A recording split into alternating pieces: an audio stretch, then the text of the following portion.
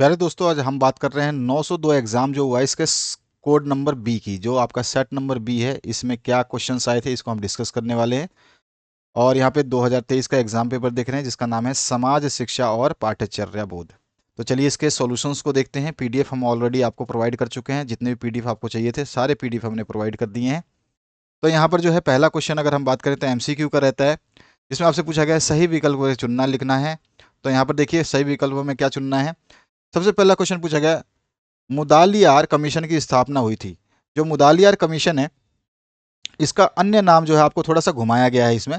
Mudaliar commission जो है इसको बोलते हैं माध्यमिक शिक्षा आयोग। ठीक है, इसका दूसरा नाम जो है माध्यमिक शिक्षा आयोग है। ठीक है, तो माध्यमिक शिक्षा आयोग की स्थापना इसने पूछा था, आपसे बोल दिया इसने मुदालियार कमीशन की स्थापना। तो आपको अच्छी तरह से पता है कि माध्यमिक शिक्षा आयोग की स्थापना जो हुई थी, ये हुई थी सन 1952 में। ए ऑप्शन इसका करेक्ट हो जाएगा। ठीक है, कब हुई थी ये आपकी 23 सितंबर को हुई थी।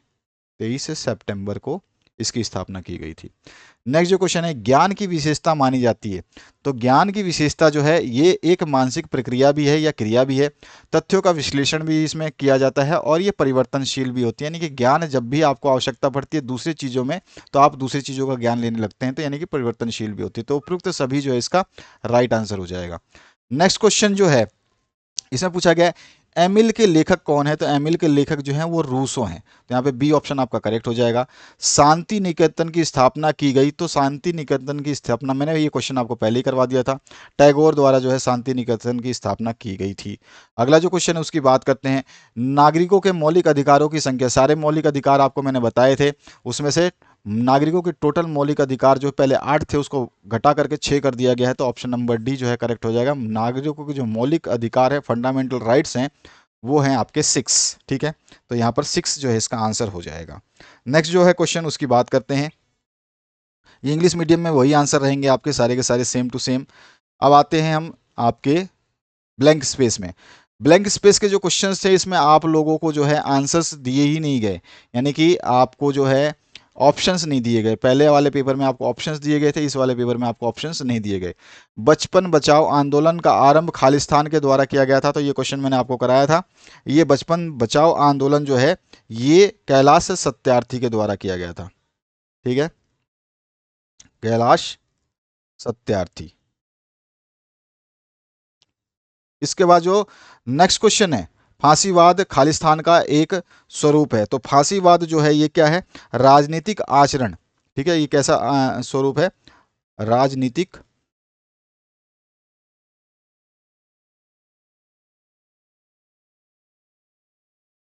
राजनीतिक आचरण का स्वरूप है। अगर आप चाहते तो दूसरा ऑप्शन भी भर सकते थे, या फिर ये विचारधारा का स्वरूप है।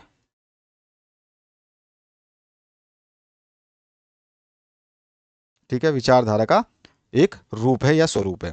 तो आप राजनीतिक आचरण को अगर इंग्लिश में लिखना चाहते तो इसको लिख सकते थे पॉलिटिकल पॉलिटिकल बिहेवियर।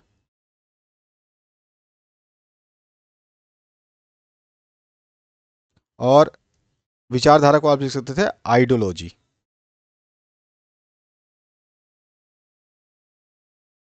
तो दोनों में से ऑप्शन आप इसमें कोई सा भी भर सकते थे। ज्ञान का क्षेत्र खालिस्तान है। तो ज्ञान का जो क्षेत्र है ये व्यापक है, विशाल है, असीमित है। तो कोई भी तीनों ऑप्शन में से भर सकते थे। या तो आप बता सकते थे कि ये व्यापक है, या फिर आप इसमें लिख सकते थे विशाल है, या आप लिख सकते थे इसमें असीमित है।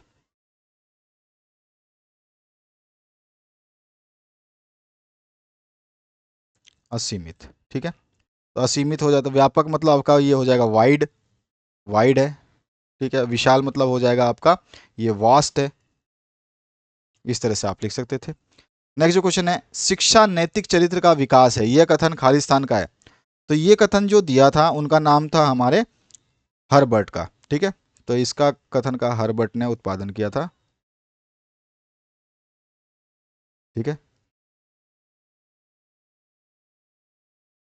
इसके बाद जो नेक्स्ट क्वेश्चन है इसमें पूछा गया आपके, राष्ट्रीय बाल अधिकार सुरक्षा आयोग की स्थापना सन खालिस्तान में हुई थी।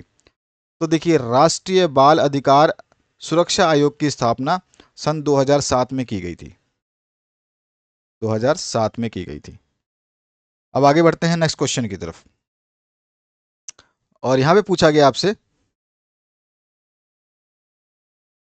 सन 1937 में अखिल भारतीय राष्ट्रीय शिक्षा सम्मेलन कहाँ आयोजित किया गया था? तो ये किया गया था वर्धा में, जिसको वर्धा शिक्षा सम्मेलन भी कहा जाता है। इसकी अगुवाई की थी महात्मा गांधी ने सन 1937 में, और उन्होंने अपनी एक योजना प्रस्तुत की थी जिसका नाम था बुनियादी शिक्षा, बेसिक एजुकेशन की योजना यहाँ पर जो है उन्होंने डिस्कस की थी। एनसीएफ का पूरा नाम लिखिए, ये भी क्वेश्चन मैंने आपको कराया था कि एनसीएफ क्या होता है? National curriculum framework. National curriculum framework, जिसको हम हिंदी में बोलते हैं राष्ट्रीय पाठ्यचर्या रूपरेखा।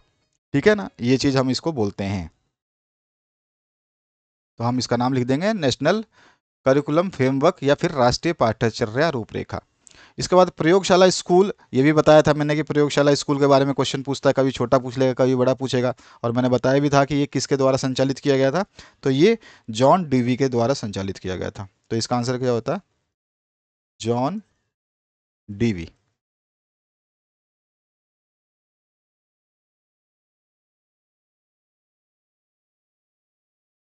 उसके बाद जो नेक्स्ट क्वेश्चन है, इसमें पूछा गया है मानव अधिकार दिवस कब मनाया जाता है? तो मानव अधिकार दिवस जो है हर साल 10 दिसंबर को मनाया जाता है। इसकी शुरुआत जो है 1948 में की गई थी। नेक्स्ट जो क्वेश्चन है, इसमें पूछा गया है शिक्षा में निस्यंदन से क्या आशय है या क्या तात्पर्य है? तो शिक्षा में निस्यंदन या निस्यंदन यानी कि आपका जो है फिल्ट्रेशन से क्या तात्पर्य है? तो इसका आशय ये है कि छानना या निथारना होता है। ठीक है ना। शिक्षा में इसमें क्या किया गया था कि पहले जब ब्रिटिश शासन था तो उस समय लोगों को शिक्षा देने की ये बात जो है पहले नहीं मानी गई थी कि निम्न जाति को शिक्षा देनी है। तो इन्होंने क्या करा, निस्पंदन के अर्थ में ये निकाल दिया कि हम बड़े लोगों को यानी कि बड़े ऊंची वर्ग के लोगों को शिक्षा प्रदान करेंगे जिसका अनुकरण छोटे लोग करते हैं। यानी कि पहले क्या था कि बड़े लोगों को देख करके छोटे लोग जो है उनका अनुकरण यानी कि उनसे सीखते थे। तो इसीलिए शिक्षा में शिक्षा की व्यवस्था केवल ऊंचे वर्ग के लोगों के लिए किया जाने लगा या किया जाता है, ताकि जो निम्न वर्ग के लोग हैं वो शिक्षा का जो भी माध्यम है उसको सीख सके उन बड़े वर्ग के लोगों से। तो इसी को बोलते हैं शिक्षा का निस्यंदन। ठीक है। नेक्स्ट जो क्वेश्चन है इसकी बात कर लेते हैं, जो आपके अलग से क्वेश्चंस बनते हैं यहाँ पर। आपका जो क्वेश्चन है उसकी बात करते हैं। सामाजिक गतिशीलता का क्या अर्थ है? व्यक्तियों या परिवारों या अन्य श्रेणी के लोगों का समाज के एक वर्ग से दूसरे वर्ग में गति करना सामाजिक गतिशीलता कहलाती है। तो आप ये बता सकते थे सामाजिक गतिशीलता ये कहती है। अगर आप मिलर के अनुसार बताएं, मिलर का डेफिनेशन भी है सामाजिक गतिशीलता का, तो वो बोलते हैं व्यक्तियों या समूह का एक सामाजिक ढांचे से दूसरे सामाजिक ढांचे में संचलन होना या प्रवेश करना जो है सामाजिक गतिशीलता कहलाती है। उसके अलावा कार्टर ने भी अपना दिया है किसी व्यक्ति या मूल्य का एक समाज स्थिति से दूसरे सामाजिक स्थिति में जाना जो है सामाजिक गतिशीलता कहलाती है। तो सारे के सारे डेफिनेशंस हैं सामाजिक गतिशीलता के। नेक्स्ट जो क्वेश्चन है धर्मनिरपेक्षता क्या है? तो बहुत ही सिंपल है कि धर्मनिरपेक्षता का मतलब क्या होता है कि किसी राज्य राजनीति या किसी गैर धार्मिक मामले से धर्म को दूर रखना और सरकार जो है धर्म के आधार पर किसी से भेदभाव ना करे, यही धर्मनिरपेक्षता कहलाती है। इसके बाद जो नेक्स्ट क्वेश्चन है उसकी बात करते हैं। ये क्वेश्चन भी मैंने आपको कराया हुआ है।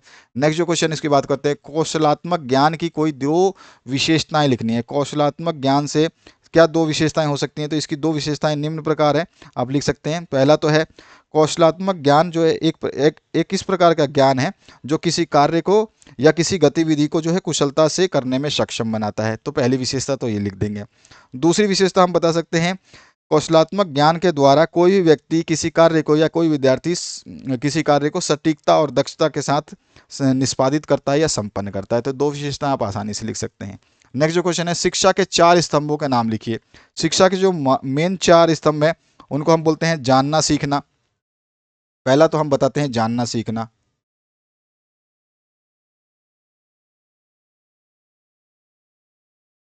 ठीक है। उसके अलावा जो है आपका करना सीखना।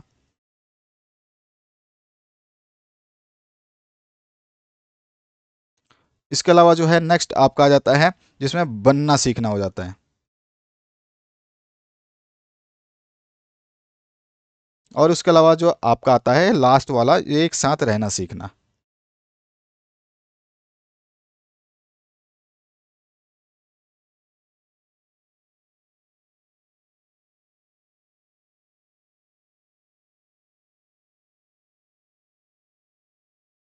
ये चार स्तंभ है शिक्षा के। अगर हम इसको थोड़ा लंबे सुरों में बोले तो ये हो जाएगा, जानना सीखना को हम बोल सकते हैं जानने के लिए सीखना। दूसरा जो है करना सीखने को हम बोल सकते हैं करने के लिए सीखना। बनना सीखना को हम बोल सकते हैं अस्तित्व के लिए सीखना या बनने के लिए सीखना। और अंतिम जो है साथ रहने के लिए सीखना या एक साथ रहने के लिए सीखना। इंग्लिश में हम बोलते हैं, पहले वाले को बोलते हैं जानना सीखना को बोलते हैं लर्निंग टू नो। दूसरा जो है करना सीखना को बोलते हैं हम लर्निंग टू डू। और तीसरा जो है बनना सीखने को बोलते हैं हम लर्निंग टू बी। और उसके अलावा जो है एक साथ रहना सीखना जो है हम इसको बोलते हैं लिविंग या लर्निंग टू लिव टुगेदर। ठीक है, तो लर्निंग टू लिव टुगेदर। तो ये चार स्तंभ है जिन चार स्तंभों के बारे में आपसे पूछा गया है। नेक्स्ट जो क्वेश्चन है उसकी बात करते हैं। शिक्षा की कोई एक परिभाषा लिखिए। शिक्षा की मैंने आपको बहुत सारी परिभाषाएं लिखवाई थी, जिसमें महात्मा गांधी, रविंद्रनाथ टैगोर, ठीक है, स्वामी विवेकानंद, इन सभी की परिभाषाएं मैंने आपको दी हैं। जिसमें आपका महात्मा गांधी की परिभाषा लिख सकते थे कि शिक्षा से महात्मा गांधी का उद्देश्य है बालक और मनुष्य के शरीर, मन और आत्मा में निहित सर्वोत्तम शक्तियों के उत्पादन से। और दूसरा अगर आप रविंद्रनाथ टैगोर का लिख सकते हैं तो वो बोलते हैं शिक्षा का आशय मस्तिष्क को इस योग्य बनाना है कि वह जो है सत्य को पहचान सके और एक साथ एक रूप में जो है वो अपने आप को अभिव्यक्त कर सके। उसके अलावा विवेकानंद की बात करें तो मनुष्य में निहित परिपूर्णता का उद्घाटन करना ही शिक्षा है। मनुष्य के भीतर की जो ज्ञान है उसी को जो है प्रेषित करना जो है शिक्षा है। तो ये भी शिक्षा के बहुत सारे डेफिनेशंस हैं, कोई भी एक परिभाषा अपनी मर्जी से आप लिख सकते थे। इसका जो नेक्स्ट क्वेश्चन है, धार्मिक स्वतंत्रता का अधिकार क्या है। तो धार्मिक स्वतंत्रता का अधिकार क्या कहता है कि कोई भी व्यक्ति किसी भी धर्म को मान सकता है, उसका प्रचार कर सकता है, उसको स्वीकार कर सकता है। और धार्मिक स्वतंत्रता के बारे में जो है उल्लेख किया गया अनुच्छेद 25 से लेकर के अनुच्छेद 28 तक। ठीक है, इसमें सारा का सारा जो है बताया गया है धार्मिक स्वतंत्रता क्या होती है, आप ये भी बता सकते थे। ठीक है, इसके बाद जो है नेक्स्ट क्वेश्चन है, इसमें जगह राष्ट्रीय पाठ्यक्रम संरचना की कोई चार समस्याओं अर्थात चार सिद्धांतों को बताइए। ये क्वेश्चन मैंने आपको पीडीएफ फॉर्म में दिया था और आपने वीडियो के माध्यम से भी आपको कराया हुआ है। नेक्स्ट जो क्वेश्चन है उसकी बात करते हैं। रूसो अथवा जॉन डीवी के अनुसार शिक्षा के उद्देश्य, मैंने आपको बताया था रूसो के अनुसार, जॉन डीवी के अनुसार, ये किसी के अनुसार पूछ सकता है और इनके के सारे उद्देश्यों को मैंने लिखवाया हुआ है आपको। ठीक है ना। नेक्स्ट जो क्वेश्चन है उसकी बात करते हैं। यहाँ पे देखिए इस क्वेश्चन में पूछा गया शिक्षा की आत्मानुभूति अथवा आत्म व्यक्ति का उद्देश्य लिखिए। नए 3-3 नंबर के क्वेश्चन हैं। और यहाँ पे राष्ट्रीय पाठ्यक्रम संरचना के उद्देश्य, ये क्वेश्चन मैंने आपको दिया था। नेक्स्ट जो क्वेश्चन है इसमें पूछा गया परिचयात्मक ज्ञान के प्रकारों को लिखना है। टैगोर अथवा अरविंद के अनुसार शिक्षा के उद्देश्यों का वर्णन कीजिए, मैंने आपको टैगोर का करवाया हुआ है। नेक्स्ट जो क्वेश्चन है इसमें पूछा गया आपसे बालक के सीखने की प्रक्रिया की विधियों का वर्णन कीजिए, सारे विधियां मैंने आपको करवा दी हैं।